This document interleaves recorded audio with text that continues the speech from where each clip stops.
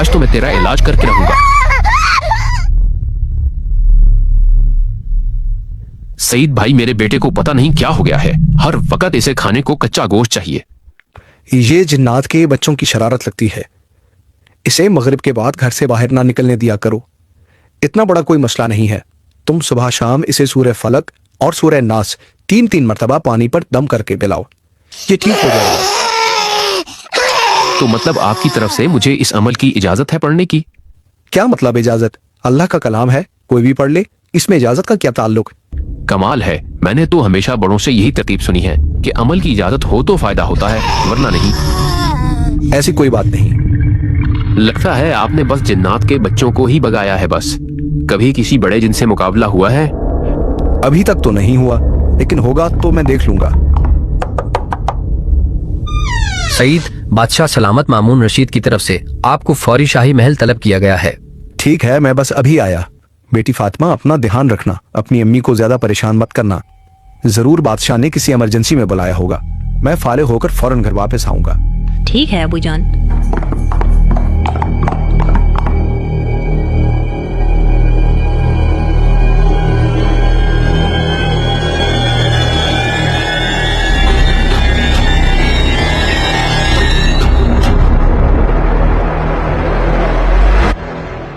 जब तक हम वहां पहुंचे, मुझे बताएं कि हुआ क्या है। आज सुबह बादशाह सलामत एक मीटिंग में थे। बादशाह सलामत, मशरिक की तरफ कुछ लोग बगावत के लिए इकट्ठा हो रहे हैं। हमें खदशा है कि ये बगावत ज्यादा जोर न पकड़ जाए। मेरी इतनी बड़ी फौज के सामने उनकी क्या औकात, मैं उन्हें कुचल कर रख दूंगा। खबरदार बेटा मामून, ये हुकूमत सिर्फ अल्लाह के फजल से है, तुम्हारी फौज की तादाद से नहीं।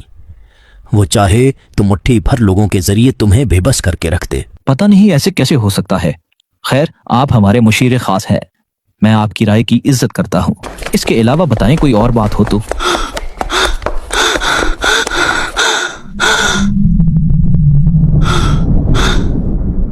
बादशाह सलामत, रानी साहिबा को अचानक दौरा पड़ा है और वो बेहोश हो गई हैं। तो मैं क्या करूं?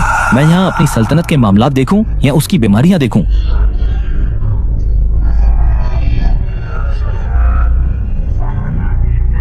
जान की अमान चाहूं तो एक बात अर्ज करूं बादशाह सलामत। बोलो। मुझे आपके साथ काफी साल हो गए हैं। मैंने आपको हमेशा रानी साहिबा की इज्जत करते हुए देखा और उनकी फिक्र करते हुए देखा है। लोग पूरी सल्तनत में आपकी मोहब्बत की मिसालें देते हैं। आज ये रंग मुझे आपका अपना नहीं लग रहा। तुम शायद सही कह रहे हो। आज की मीटिंग यहीं बर्खास्त होती है। मैं जाकर देखता हूँ रानी की तबीयत कैसी है। तुम जाकर सईद को बुला कर लाओ। फिर बादशाह सलामत रानी के कमरे की तरफ चले गए और मैं आपको लेने आ गया। बाकी आप खुद उनसे पूछिएगा।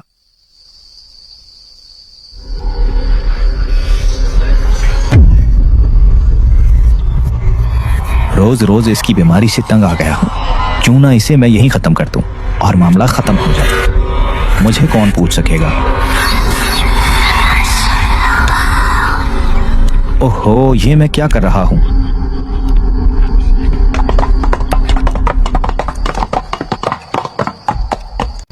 ये मुजस्मा बादशाह सलामत का है। यह हमारी फौज की ताकत, हिम्मत और बहादुरी की तर्जमानी करता है।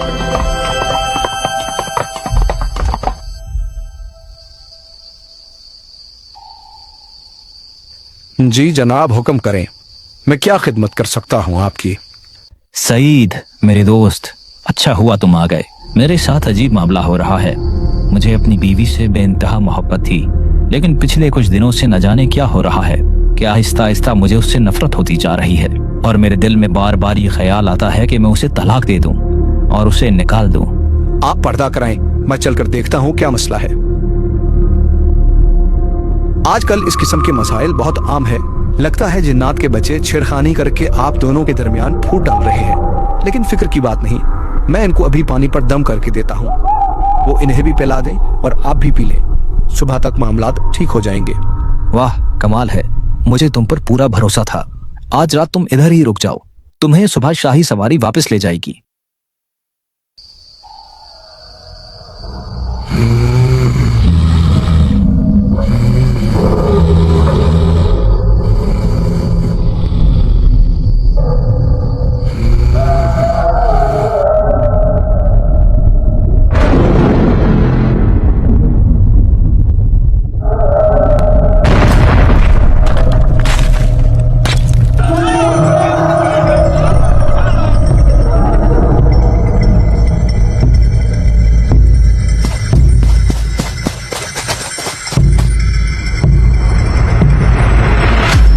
ये सब क्या हो रहा है? इतना शोर कैसा है? सारे पहरादार कहाँ हैं? सब सो रहे हैं क्या? बादशाह सलामत, हम मुसलसल पहरा दे रहे हैं। इधर कोई परिंदा भी पर नहीं मार सकता। पता नहीं ये हमला किसने किया। ये शोर कहाँ से आया? रानी साहिबा के कमरे से। क्या तुम्हें सच में लगा कि तुम ये छोटे मोटे टोटके आजमा कर मुझे हरा दोगे? तुम्हारे बस की बात नहीं है। तुम्हारी रानी के पास सिर्फ 30 दिन का वक्त है। 30 दिन बाद वो पूरी मेरे कब्जे में होगी, जिंदा या मुर्दा। सईद, ये क्या हो रहा है? मुझे नहीं पता। मैंने अपनी जिंदगी में आज तक कुछ ऐसा नहीं देखा। मुझे एक तन्हाई वाला कमरा चाहिए, कोई बंदा वहां ना आए।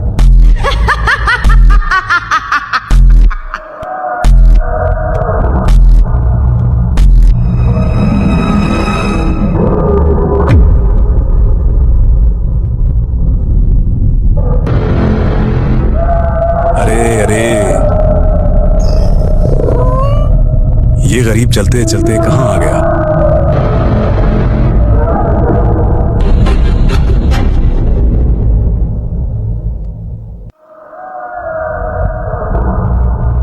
तुम्हें किसी ने बताया नहीं ये जिल्लामा का इलाका है?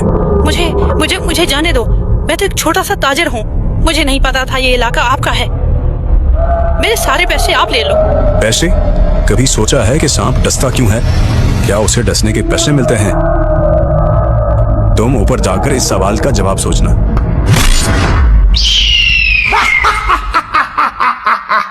मजा आ गया।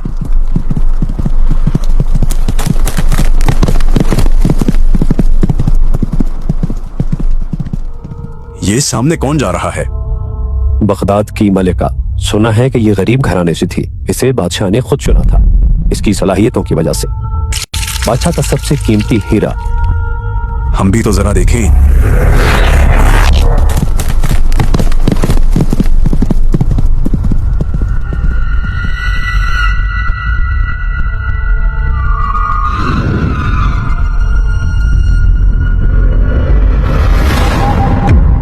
वाह, क्या खूबसूरती है।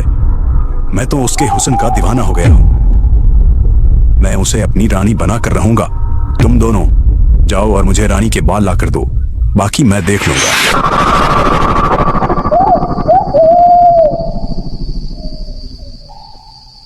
सुन छोटे, तू जा रानी के बाल लेकर आ।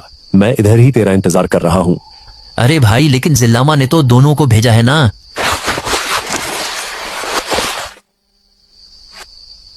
अच्छा, वैसे भी 2 बंदों की क्या जरूरत उधर। मैं बस यूं गया और यूं आया।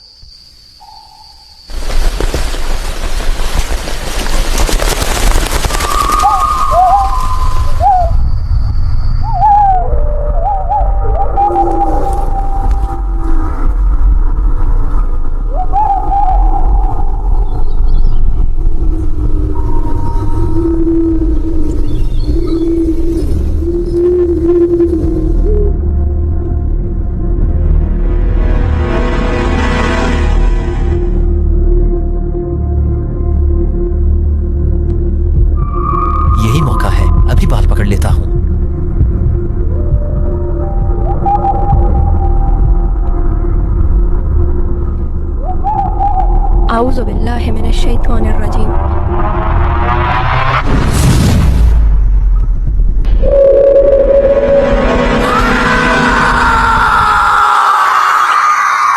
हाय, ये क्या पढ़ दिया इसने? खादिमा, ये बाल बाहर मिट्टी में दबा देना। अरे रानी साहिबा, आप मुझे कह देती, मैं आपके बाल संवार देती। अरे कोई बात नहीं, बहुत शुक्रिया। अब तो इसने दुपट्टा पहन लिया, मुझे कुछ और देखना पड़ेगा। इसकी खात्मा ने यही बाल दबाए थे, यहां से निकाल लेता हूं। जले हुए हाथों से मैं ये कभी नहीं खोद पाऊंगा। बड़े भैया को जाके कहता हूं।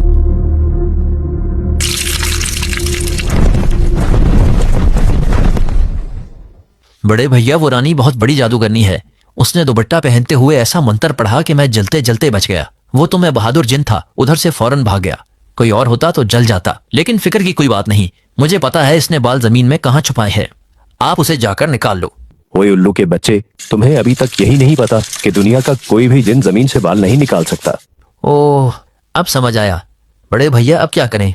आखिरी चीज एक और देख कर आओ, जहां अक्सर लोग गलती कर जाते हैं। जाकर रानी की कंघी देखो, उसमें अगर एक बाल भी तुम्हें मिल जाए तो बस हमारा काम हो गया।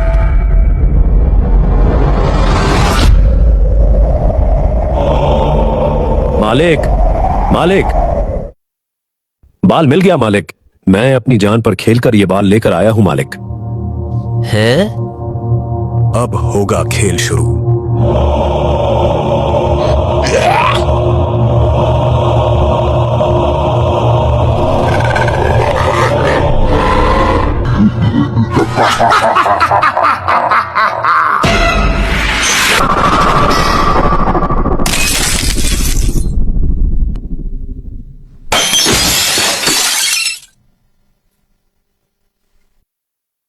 क्या जिल्लामा, उल्लू की शक्ल का जिन मेरी बीवी का दीवाना हो गया है? जी हाँ, मैंने जिंदगी में कभी किसी ऐसे जिन का मुकाबला नहीं किया। इंसानों का जादू एक तरफ, जिन्नात का जादू इससे कहीं ज्यादा ताकतवर होता है। लेकिन तुमने तो सूरह फलक और नास पढ़कर दम की थी ना? बात दरअसल कुछ और है। मैं जब जवान था उस वक्त मैं एक बुजुर्ग के पास अक्सर जाया करता था, उनसे इल्म और हिकमत की बातें सीखता। जवान, तुम्हारे अंदर मखलूक की खैरखाही का जज्बा है। मैं चाहता हूँ मैं तुम्हें सूरह फलक और सूरह नास की खास इजाजत दूं, लेकिन उसके लिए तुम्हें एक इम्तिहान से गुजरना पड़ेगा। बाबा, सारी बातें आपकी ठीक है, लेकिन ये इजाजत वाली बात मेरी अकल में नहीं आती। अल्लाह का कलाम है, कोई भी पढ़ ले, इसमें क्या? वो सामने देखो, वो बच्चा तीर चला रहा है। मुझे नहीं लगता वो किसी चिड़िया को भी मार पाएगा, लेकिन यही तीर जब वो फौजी चलाएगा तो वो एक शेर को ही मार सकता है। तीर तो तीर ही है ना, लेकिन असल फैसला इस बात से होता है कि कौन चला रहा है। अरे बाबा, तीर और चीज है, अमल और चीज है। मुझे लगा ही था तुम फकीर की बात बगैर दलील के मान लेते तो अच्छा था। जिल्लामा ही तुम्हें आकर बताएगा। हैं? इसका क्या मतलब? इस बात का मतलब आज समझ आया है। मेरे दोस्त, मेरी वजह से तुम भी इस मसले में फंस गए। तुम अगर चाहो तो पीछे हट सकते हो। मैं पीछे नहीं हट सकता। मुझे अभी कुछ देर पहले मेरी बीवी ने घर से पैगाम भेजा है कि मेरी बेटी की तबीयत सख्त खराब है। मेरे पास सिर्फ 30 दिन बाकी है। मेरे पास सिर्फ 30 दिन बाकी है। मैंने सुना है बसरा में एक नेक हस्ती है, मालिक बिन उबैद। मैं उनके पास जाता हूँ, उनसे अपना मसला अर्ज करता हूँ। यकीनन वो मेरी मदद जरूर करेंगे।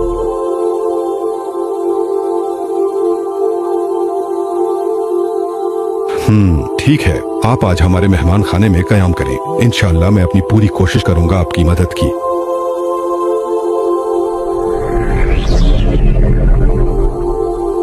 सहाबी बाबा, मेरी आपसे गुजारिश है कि आप इस परदेसी की मदद करें। बादशाह वक्त का कासिद है। जी जनाब, जैसे आपकी ख्वाहिश। मैं आपको 3 अमाल बता रहा हूँ। आप जाते ही वो अमाल शुरू कर दें। पहला अमल यह है कि रानी के पुराने इस्तेमाल शुदा कपड़े लें। जिस्म से लगा हुआ कपड़ा, शमीज या दुपट्टा वगैरह हो तो ज्यादा बेहतर है। इस कपड़े पर रोजाना अव्वल व आखिर 3 मरतबा दरूद शरीफ के साथ 11 मरतबा सूरह फलक और 11 मरतबा सूरह नास पढ़े। ये अमल 90 दिन तक करना है। 90 दिन के बाद वो कपड़े जलाकर उसकी राख पानी में बहा दे। या तो रानी खुद पढ़े या घर वाले। किसी को पैसे देकर ये काम नहीं करवाना। दूसरा अमल ये कि अल्लाह ताला की ये नाम या हकीमो या हन्नानो रोजाना हजारों की तादाद में खुला पड़े। हजारों की तादाद से कम ना हो। ये अमल भी 90 दिन तक करें। तीसरा अमल ये कि 90 दिन तक रोजाना हस्ब तौफीक सदका करना। सदका ऐसे गरीब लोगों तक पहुंचाना जरूरी है जो नमाज और जिक्र करने वाले हों। याद रखना, ये सदका और जिक्र मौकलात की ग़िज़ा है। अगर तुमने इसमें गफलत की तो मौकलात कभी भी मदद को नहीं आएंगे। तुम वापस पहुंचते ही ये अमल शुरू कर दो। जब तक ये अमल मुकम्मल नहीं होता तुम्हारी खास हिफाजत रहेगी। ना वो तुम्हारी बेटी का कुछ बिगाड़ पाएंगे और ना ही रानी का। और हाँ, तुम्हें अब मेरी खास इजाजत है और तुम मेरी निगरानी में हो। मालिक, आज 30 दिन पूरे हो गए हैं। क्यों ना रानी को उठाकर ले आए? चलो उसकी बेटी को भी ठिकाने लगाते हैं।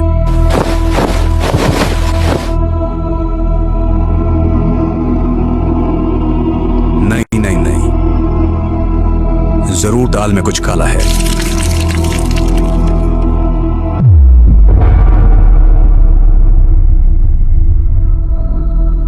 मालिक किले के चारों तरफ एक बहुत ताकतवर हिसार है, हम अंदर नहीं जा सकेंगे। वापस चलो, जंग की तैयारी करो। लेकिन मालिक हमारी लड़ाई है किससे? पता नहीं, लेकिन जो भी है बहुत ताकतवर है।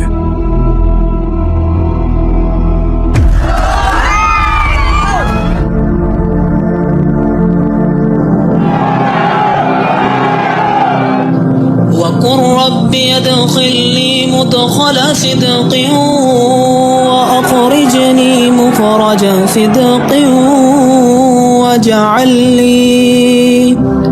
वजअलनी मिन लदुनक सुल्तानन नसीरा वक़ुल जाअल हक़्क़ व ज़हक़ल बातिल इन्नल बातिल कान ज़हूक़ा वनुनज़्ज़िल मिनल क़ुरआनि मा हुवा शिफ़ाअ व रहमतुल लिल मुमिनीन वला यज़ीदुज़ ज़ालिमीन इल्ला ख़सारा।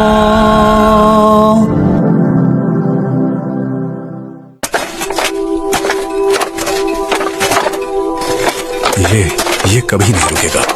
मैं नहीं होऊंगा तो कोई और आएगा।